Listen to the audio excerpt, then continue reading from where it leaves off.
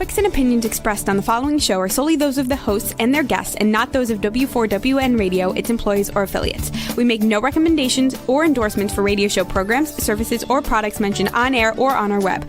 No liability, explicit or implied, shall be extended to W4WN Radio, its employees, or affiliates. Any questions or comments should be directed to those show hosts. Thank you for choosing W4WN Radio. This is Beyond Confidence with your host, Divya Parekh. Do you want to live a more fulfilling life? Do you want to live your legacy and achieve your personal, professional, and financial goals? Well, coming up on Divya Parekh's Beyond Confidence, you will hear real stories of leaders, entrepreneurs, and achievers who have stepped into discomfort, shattered their status quo, and are living the life they want. You will learn how relationships are the key to achieving your aspirations and financial goals. Moving your career or business forward does not have to happen at the expense of your personal or family life, or vice versa. Learn more at www.divyaparekh.com, and you can connect with Divya at contact@divyaparekh.com. This is Beyond Confidence, and now here's your host, Divya Parekh. Good morning. So thrilled to be here with you, and just wanted to share we had some technical glitch and we were able to resolve it thanks to Juan. He is amazing. And that again goes back to sharing that story about kindness. And kindness also means having the right people around you. Because when you surround yourself with the right people who look out for you, who are not just there to support you, who are there to, think through and see what could go wrong and help you problem solve. So it really helps. So thank you, Juan, for your kindness. And for those of you who have got our books, Expert to Influencer in the Entrepreneur's Garden, thank you. Because of you, we are able to help entrepreneurs from kiva.org. And please, also what I want to share with you is that if you have not got our books, please get the books and let us know. We will be sharing with you free course on AI, artificial intelligence, on how you can use it. So reach out, share with us. And without further ado, let's bring on our guest. Hi, good Welcome, morning. Rusty. Hi, good morning. Thanks for having me. Good morning. It is just fantastic that we were able to kind of get you, because it really is helpful to have the guest. I was thinking it has happened before where our guests have had emergencies and not show up. And then I'm scratching my head and thinking, what am I going to be talking about today? So I can definitely talk, but having a conversation is wonderful. Yes, thank you. So we start out usually from childhood. Do you recall any moments from your childhood that stand out for you positively even today? Yeah, I was very fortunate as a child to have parents that believed in the arts and believed in my brother and I having a chance to actually express ourselves through the arts. And so as a kid, I was fortunate enough to have the opportunity to learn how to dance. I spent 10 years learning tap and ballet, and then was able to take that and I acted, I sang, I did all kinds of things in the arts. And still to this day, I support the arts, not as a performer or an actor, but as one who is a philanthropist that supports the arts. But I'll tell you a little story. It's funny you bring it up because it popped into my mind the other day. I was 8 years old, and I was the understudy for Fritz in the Nutcracker, in the ballet The Nutcracker. And I remember being in a situation where I was practicing, doing all of the things that, if I was ever to step in. I never got to step in, by the way. I never got the chance because he was never sick, and he was really great. And I was running around the stage, and I dropped the Nutcracker. I broke the Nutcracker. Now, to everyone else, the adults, that was no big deal. They had another nutcracker. To Mhm. me, I had done the worst thing.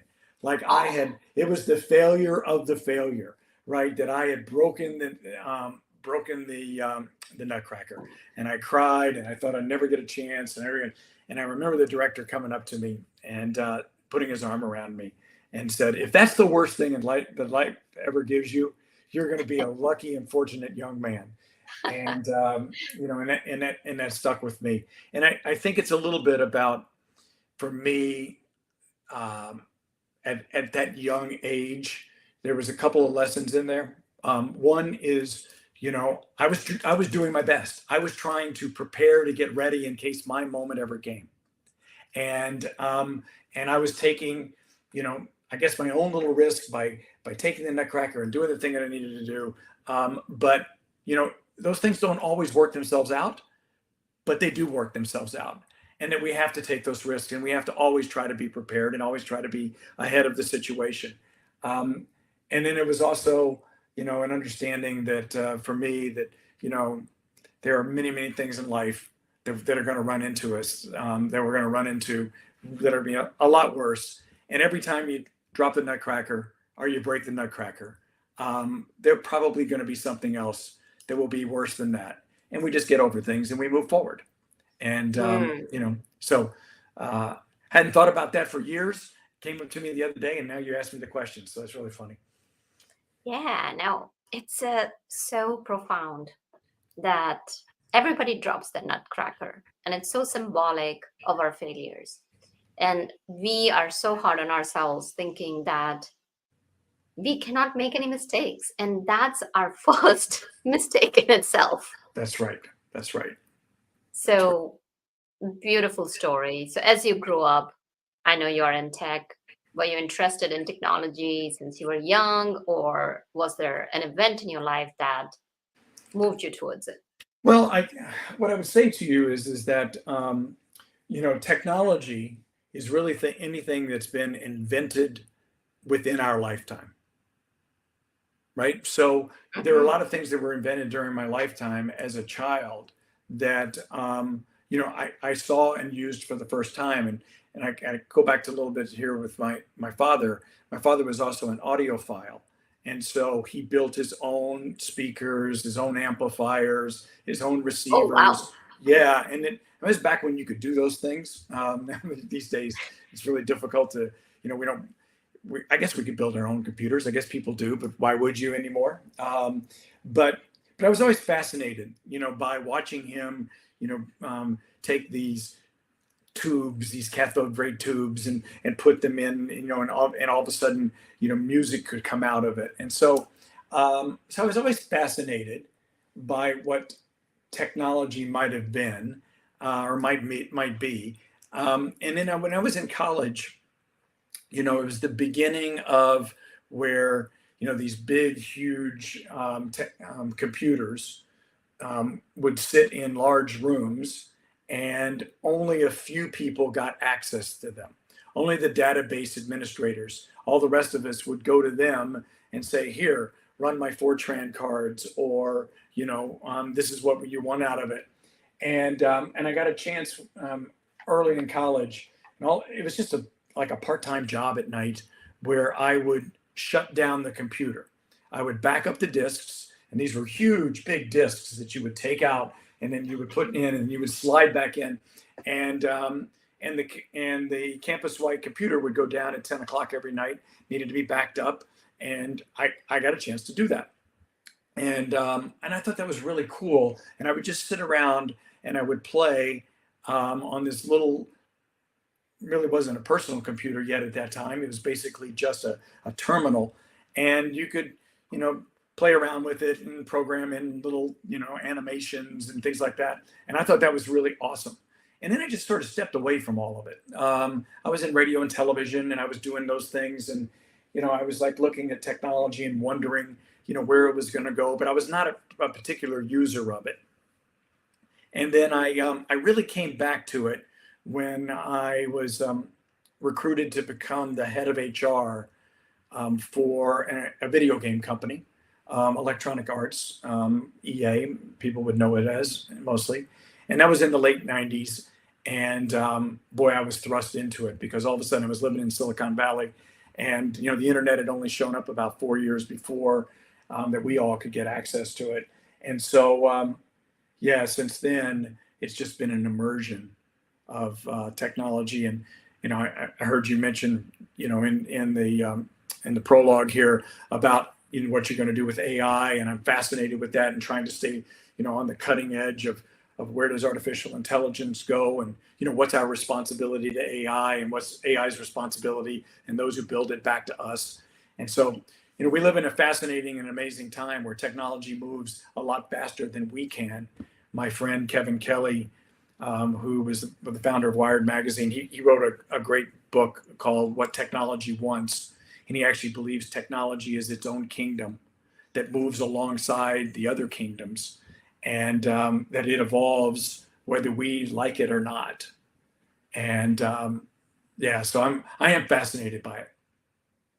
Yeah, absolutely.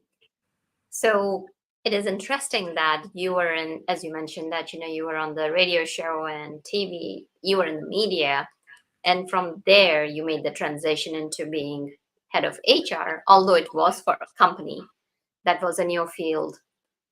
How did that transition go? What did the change bring? Any new challenges for you? Yeah, a lot. What I would tell you is, so I was hired into the company, and I had been, so my arc was, I got out of radio and television and media when I really decided that it wasn't necessarily what I wanted to do, but I knew I didn't want to be on the radio. I learned it didn't turn out to be what I thought it was going to be. And but I knew I wanted to be in entertainment and media, but I had to figure out a way to get back into it. And so I spent 10 years at PepsiCo in HR, hanging around everybody that I could that had anything to do with marketing, advertising, buying, media creation, public relations, getting to know them, trying to learn that language, because someday I thought maybe I'd get a chance to find my way back to entertainment and media. And I told every headhunter, don't call me unless it's entertainment or media. And then in the mid 90s, I started to say, or a technology company that enables entertainment or media, which is why I got the call for electronic arts. And so, so I'm the head of HR, being recruited for really the first one that the company had really ever had.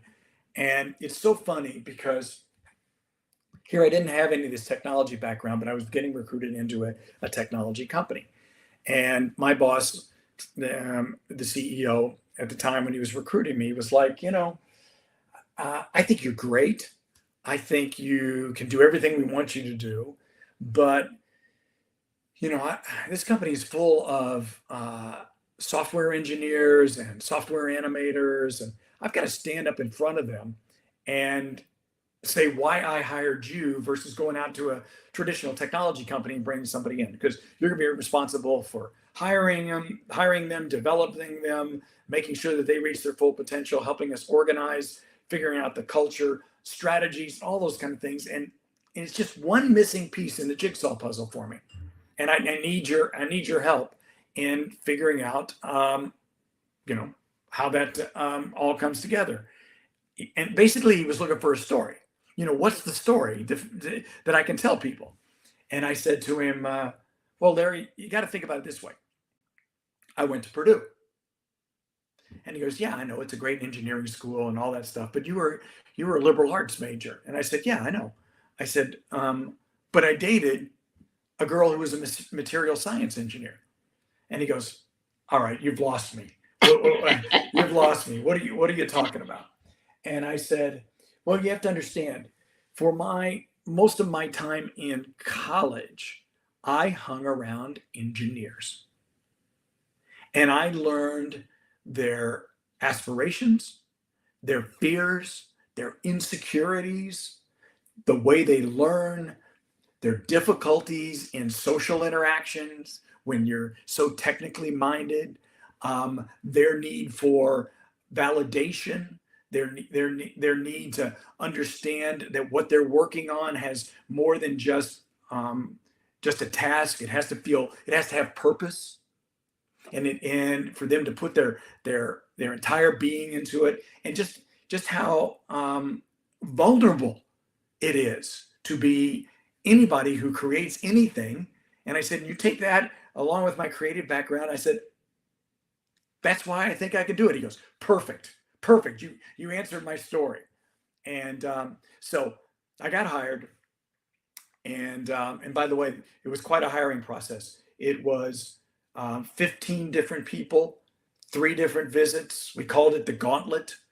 Basically the idea was, back in the day, people would say, oh, you got to hire really fast. You got to hire really fast. And that was not it was hire slow, make sure that, we're doing the right thing for the company, but we're also doing the right thing for the individual, because we don't want to make a bad hire, because it really hurts people if they come here and then they fail. And then the next thing you know, they got to find a job and they got to explain it. So the company was very responsible that way. So I went to the gauntlet.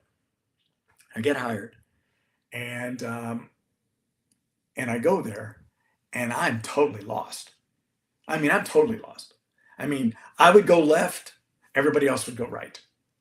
I felt like I would say right, and everybody else would go left. And I had come out of PepsiCo, which was known for a very hard charging, performance driven academy kind of company and culture, and everybody wanted to hire somebody out of PepsiCo because that'd be great. They'll help us bring that to the culture. But I also knew there was this thing called the PepsiCo bounce, where most people who leave PepsiCo and then went into another company would be bounced out, or they would quit within 18 months because there just wasn't a cultural match. And people would say they want you, but then you would come there and that's not really what they wanted. Or you would go there thinking that they wanted you to move the place faster and they didn't really want to move faster. So there'd be a frustration. I was determined not to make that happen to me. I left PepsiCo as one of the high potentials on my way to the top. And I was like, I'm taking this risk. I'm going from this big company, this little company. Everybody, including the CEO of PepsiCo, is telling me I'm making the dumbest move I could ever make. What a stupid thing you're doing. You're throwing your career away. And I said, I'm not going to mess this up. So I said to myself, I would start my first 6 months with the company only asking questions. That everything that came out of my mouth would be a question mark. Because if you go into a place and you say, well, I think we should do it this way, or, I think this is probably better, the people on the other end, they don't hear a period at the end of the sentence. They hear an exclamation point. And when you walk out of the room, or they walk out of the room, they get together with everybody else and they say, I can't believe that guy's telling us what to do. He hasn't even been here a second, and he doesn't know us. He doesn't know the culture. And I'd seen that so many times. I was like, okay, I'm not going to let that happen to me. So I'm going to end everything with a question mark, and I'm going to ask really hard questions. And I'm going to say, why do we do it this way? Have we ever thought about doing it any other way? Well, when we did it this way prior, what happened? Does anybody else have any ideas on how we could do it differently? And I was about 6 months in, and the chief creative officer of the company, I'll never forget it. He comes into my cubicle. We all worked in cubicles. And he stands at the door. He's a big, tall guy. He's got his arms crossed and he's looking at me like this. And he goes, I know what you're doing. And I said, what am I doing? And he goes, this whole question mark thing. You just keep asking questions. He keeps asking. He goes, you're afraid that if you express your opinion and your point of view, that you don't think that people will respect it because you haven't been here or understand us well enough. And I said, that's exactly right. That's exactly right. You got it. He walks into my cubicle, puts his hand on my shoulder, and he says, you've now earned the right to stop asking questions. Very powerful. And from that point on, I began to say, I asked the question, and then I'd say, well, I think. And people would go, okay. And all of a sudden, when I wanted to go right, people went right.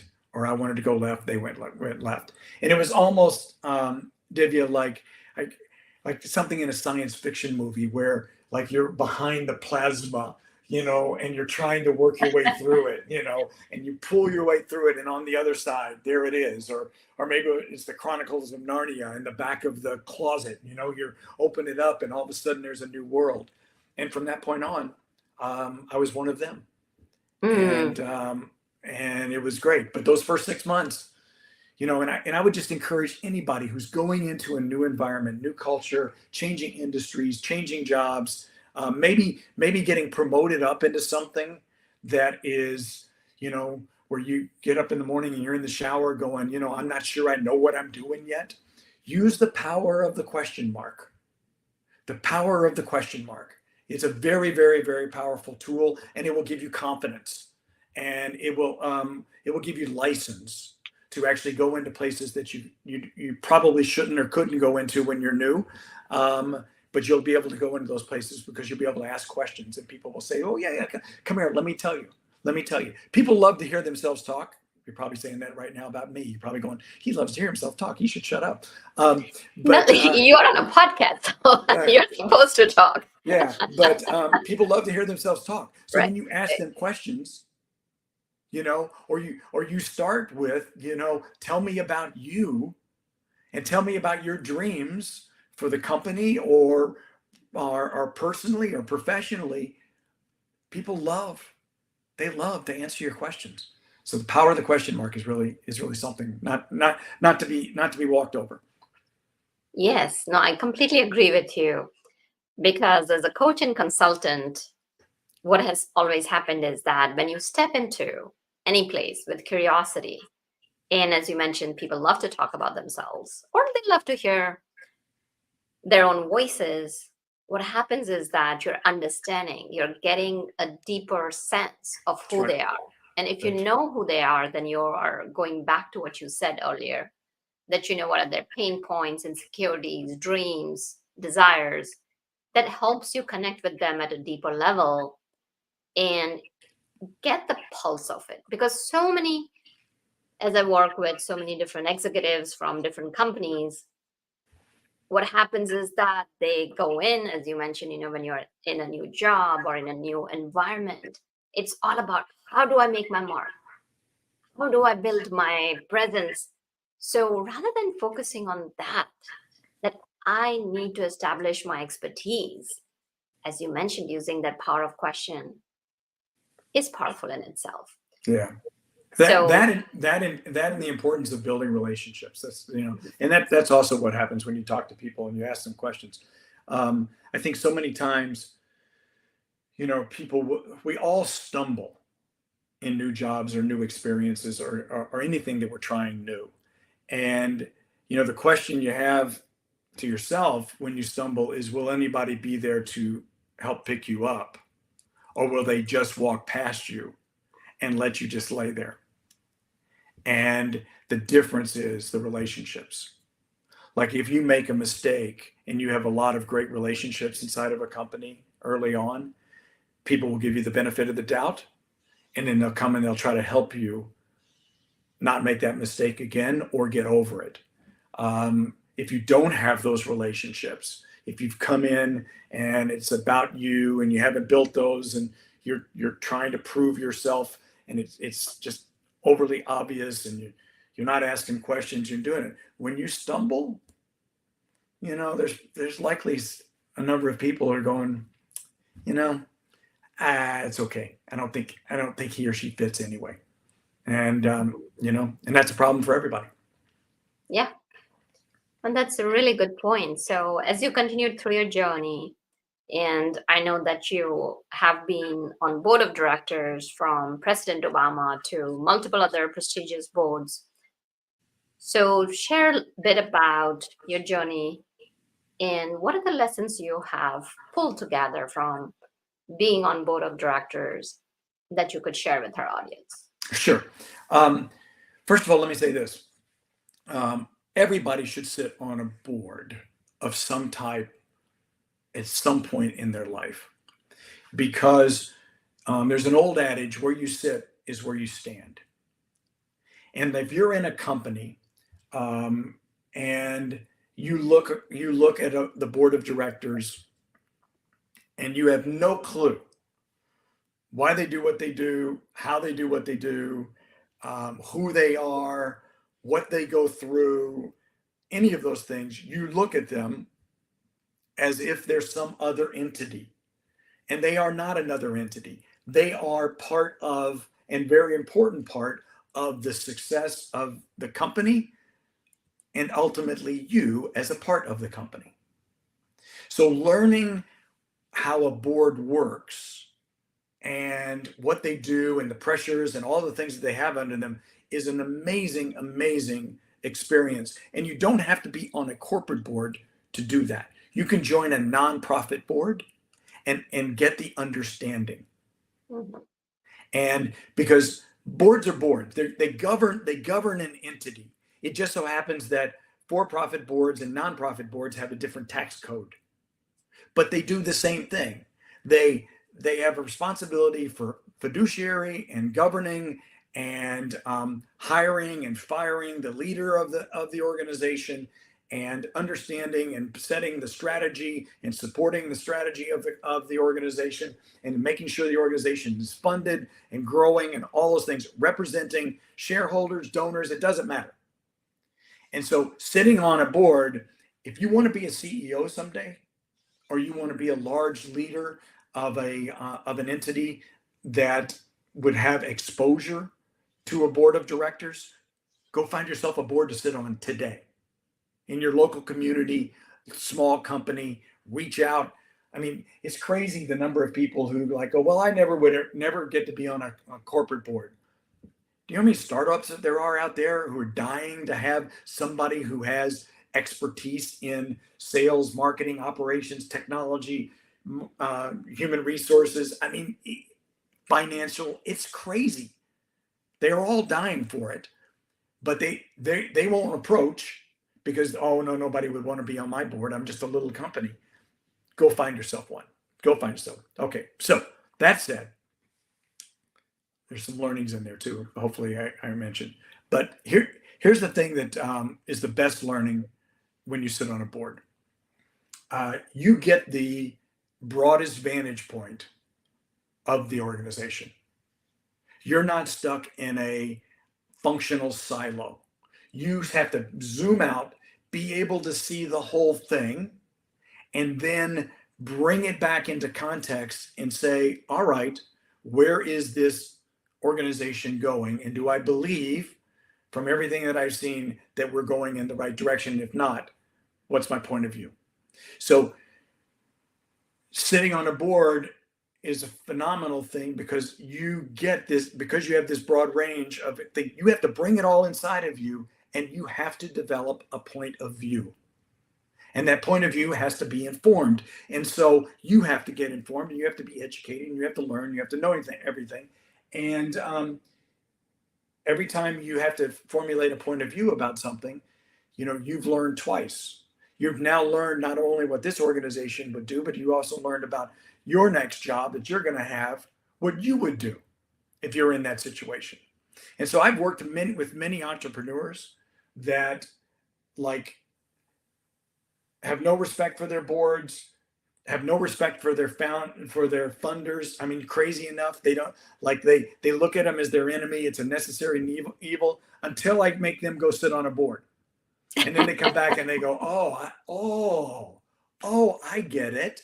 That's why my board wants all of the board materials 4 business days in advance, so that we can have time to bring it all in, and they can be better prepared when they come into my board meeting, and they're not sitting there going, well, I just got the materials this morning and I don't have a clue. And then you wonder why the meeting's unproductive. Mm-hmm. And so you learn the responsibilities of what it takes to get the best out of a board when you go sit on a board. And I would just tell everybody, go do it. And again, in the nonprofit world, it's the same. It's the same. The only thing in the nonprofit world is they want your money too, right? You're not just, they want some money. But I got to tell you, find a cause you're passionate about. Find a board that you can afford to be on.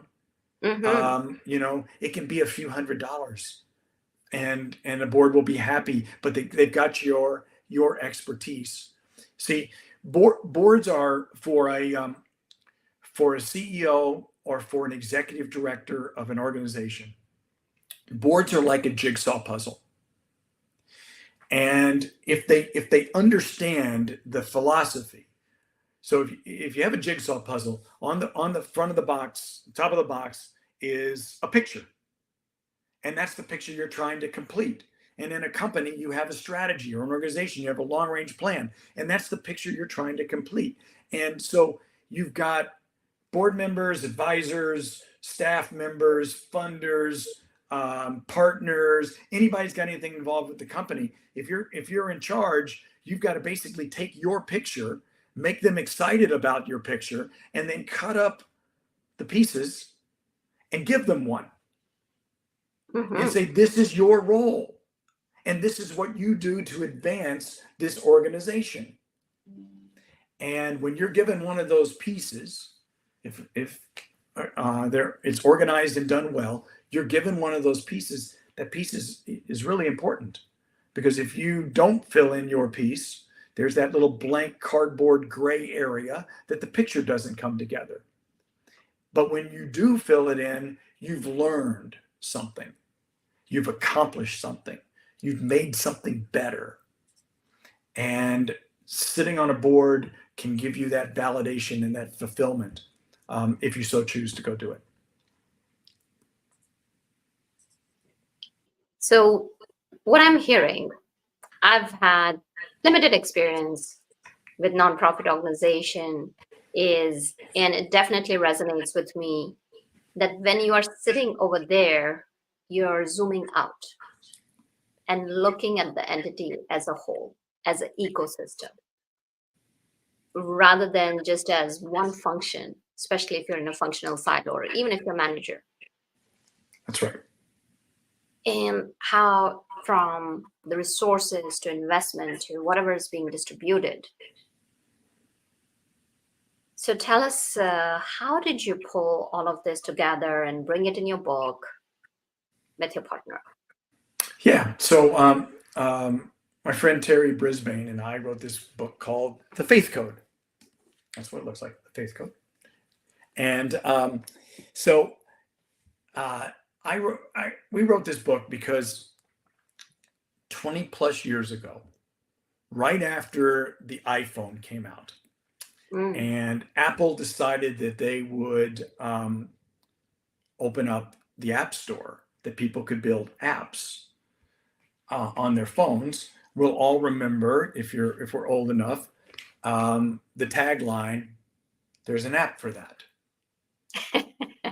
And Apple basically invited everybody into, use the word ecosystem, into their technology ecosystem to build apps on top of their platform, their iOS platform. And I gave this talk at Purdue, where I went to school, to the business school. Are you building your life as a platform or an app? And it was very early days of this. But I used the metaphor, and I said, a platform as we know it is dependable, it's consistent, things can be built upon it, it operates the same way, it very seldom crashes, it does need to be updated, but we count on it. In fact, when we turn on our laptops or we power up our phone, it would be chaos if it booted up differently every day. It starts the same way every single time, and we become dependent upon it. And that's what a platform does. And I said, are we building our life as a platform? And that those platform elements are things like deep relationships, values and principles that we believe in and that we utilize in our life. Do we have a faith that holds us up? Are we taking care of our mind? Are we taking care of our body? The things that, and faith being a part of taking care of your spirit. Are we building our life on that? Or are we building our life as an app? And an app being things that seem very important, but they come and go, like apps on our phones. And apps have a proclivity to fail quickly, or they crash, or they change a lot, or they come and they go. And all of a sudden, wow, that was the weather app that I always depended upon, but now it's gone. Or in the apps of our life are things that we think are really important, and they are, like our jobs, or where we live, or maybe the superficial friends that we have at the time, or our fashion, or our sports teams, or the places that we like to travel to. And the question you have to ask is, you say, is my identity rooted in those apps, or is it rooted in the platform? Because these apps will crash. And anybody who's ever lost their job, or who hasn't lost a relationship, right, that we counted on, and we thought that was going to be the love of our life, or the lifelong friend, or the member of our family that we could always count on, that those things fracture. And how many people do we know, and we all do, and you coach them and counsel them, who when the rug is pulled out from underneath them with their job, they feel like they're lost. Their self-esteem is gone. Their ego is gone. They don't know what is next. And I would posit to say that they're building their life on an app, not on a platform. Mm-hmm. And so I gave this speech. It resonated. Every time I'd go back to Purdue, I'd run into somebody for years and years, and they go, I'm still hanging on to that. I'm trying to build my life as a platform. And Terry Brisbane, my co-author, my book, also happens to be the pastor of my church. We would get together once a week, and he heard me talk about this, and years later he came back and he said, we should do a message series at church on that. Like, you could do these app things and the dangers of that, and I could do the platform thing. And I said, yeah, let's do that. So we did a 12-part series. It was a lot of fun. We called it Life Apps. And then coming out of that, a few years went by, and one day over coffee, he said, we should write a book. We should do a book on that. Now, I'd written a business book before, back in 2006, called Talent Force, and I knew how hard it was to write a book. And how hard it is to write a book. And anybody who aspires to write a book, let me just tell you, it's really hard. But he wanted to do it, and I said, well, let's just do it. Sure. So it took us 8 years. 8 years. But the book is written with the metaphor of the technology world, understanding, because we call it the faith code. Are you building your life on this platform, on this framework of faith, or are you building your life with a bunch of apps that are out there that constantly are changing, and people are trying to hang on to, but they change on us, and we don't know what to do. So where do you go? Where do you go? You go back to your platform. You update your platform. You update your operating system. Our belief is the operating system. We use the Bible, the biblical teachings as the operating system. And, those things don't change. We do.